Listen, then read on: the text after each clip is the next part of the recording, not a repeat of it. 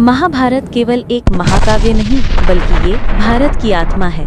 इसमें धर्म अधर्म, सत्य असत्य, लोभ मोह, प्रेम भक्ति, पराक्रम और कर्तव्य सबका अद्भुत संगम है। ऋषि वेदव्यास ने इस महान ग्रंथ की रचना की। इसमें 1 लाख से भी अधिक श्लोक हैं और इसे पंचम वेद भी कहा जाता है। महाभारत मुख्यतः कुरुक्षेत्र के युद्ध की कथा है, जहां कौरव और पांडव आमने सामने हुए, परंतु इसकी गहराई केवल युद्ध नहीं बल्कि धर्म की स्थापना और मानव जीवन का मार्गदर्शन है। 2. हस्तिनापुर और कुरुवंश। हस्तिनापुर भारतवर्ष की सबसे महान नगरी थी। कुरुवंश के राजा शांतनु का विवाह गंगा से हुआ, जिनसे भीष्म पितामह का जन्म हुआ। बाद में शांतनु ने सत्यवती से विवाह किया और उनसे चित्रांगद और विचित्रवीर्य नामक 2 पुत्र हुए। चित्रांगद युद्ध में मारा गया और विचित्रवीर्य की अकाल मृत्यु हो गई। तब व्यास मुनि ने नियम पूर्वक धृतराष्ट्र, पांडु और विदुर को जन्म दिया। धृतराष्ट्र जन्म से अंधे थे, पांडु को राजा बनाया गया। विदुर ज्ञानी और नीति में श्रेष्ठ थे। 3. पांडव और कौरव का बाल्यकाल। हस्तिनापुर में पांडव और कौरव साथ पले। भीम अक्सर कौरवों को अपनी ताकत से परेशान करता। दुर्योधन को पांडवों से ईर्ष्या थी और वो उन्हें मारने की साजिश करता। गुरु द्रोणाचार्य ने दोनों को शस्त्र विद्या सिखाई। अर्जुन द्रोणाचार्य का प्रिय शिष्य बना। कर्ण भी अर्जुन का प्रतिद्वंद्वी था, परंतु उसका जन्म रहस्य छिपा था। वो कुंती का पुत्र था, परंतु उसका पालन अधिरथ ने किया। 5. लक्षागृह की घटना। दुर्योधन ने पांडवों को जलाकर मारने की योजना बनाई।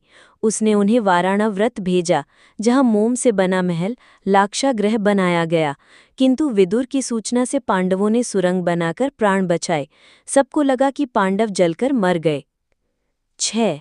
द्रौपदी स्वयंवर। पांडव ब्राह्मण वेश में पांचाल गए।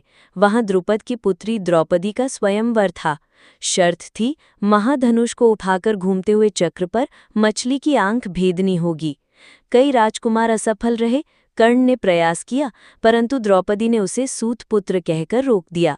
अर्जुन ने धनुष उठाया और निशाना साधकर जीत लिया। द्रौपदी का विवाह 5 पांडवों से हुआ। 7.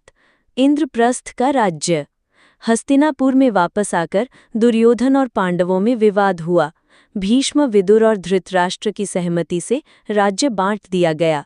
दुर्योधन को हस्तिनापुर मिला, पांडवों को खांडव प्रस्थ मिला, जिसे उन्होंने इंद्रप्रस्थ बनाया। युधिष्ठिर ने राजसूय यज्ञ किया और सम्राट बने। 8. पासों का खेल। दुर्योधन ने मामा शकुनी के साथ षड्यंत्र रचा। उन्होंने युधिष्ठिर को जुए के खेल में बुलाया।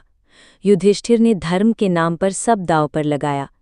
पहले सोना, राज्य, भाई, फिर स्वयं और अंत में द्रौपदी को हार गए। दुशासन ने सभा में द्रौपदी को अपमानित किया और उसे खींच लाया। द्रौपदी ने सभा में प्रश्न किया कि जिसे स्वयं पर अधिकार नहीं, वो मुझे कैसे दांव पर लगा सकता है। जब द्रौपदी का चीरहरण होने लगा तो श्रीकृष्ण ने अनंत वस्त्र देकर उसकी रक्षा की। भीष्म, द्रोण, विदुर सभी मौन रहे।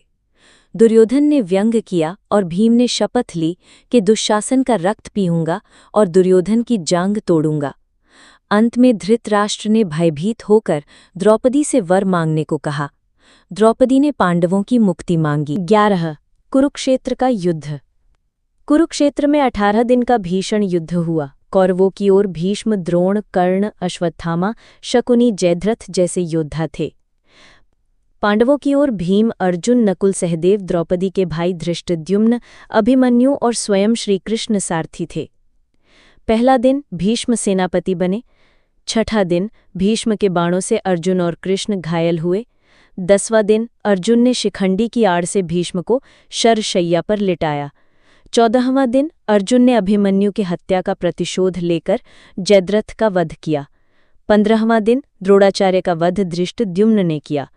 17वां दिन कर्ण और अर्जुन का युद्ध हुआ। अर्जुन ने कर्ण का वध किया। 18वां दिन भीम ने दुशासन को मारकर उसका रक्त पिया और दुर्योधन की जांघ तोड़ी। अंत में कौरवों की पूरी सेना नष्ट हो गई। 12. अश्वत्थामा का प्रतिशोध। युद्ध के बाद अश्वत्थामा ने रात में पांडव पुत्रों की हत्या कर दी। केवल पांडव और कृष्ण बचे। 13. युधिष्ठिर का राज्याभिषेक। पांडवों ने हस्तिनापुर का राज्य संभाला, किंतु युद्ध में अपनों की मृत्यु से वे दुखी रहे। 14 महाप्रस्थान और अंत। कई वर्षों बाद पांडवों ने राज्य त्याग कर हिमालय की ओर प्रस्थान किया। पहले द्रौपदी गिरी, फिर सहदेव, नकुल, अर्जुन, भीम, अंत में केवल युधिष्ठिर जीवित स्वर्ग पहुंचे। 15 गीता का उपदेश। महाभारत का सबसे महान संदेश है श्रीमद् भगवद गीता।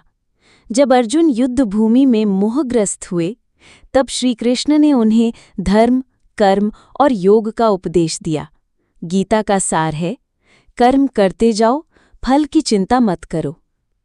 निष्कर्ष, महाभारत केवल युद्ध की कथा नहीं, ये जीवन का ग्रंथ है। इसमें सिखाया गया कि लोभ और अन्याय का अंत निश्चित है, धर्म की रक्षा करना आवश्यक है, और सबसे बड़ा संदेश, सत्य की विजय होती है।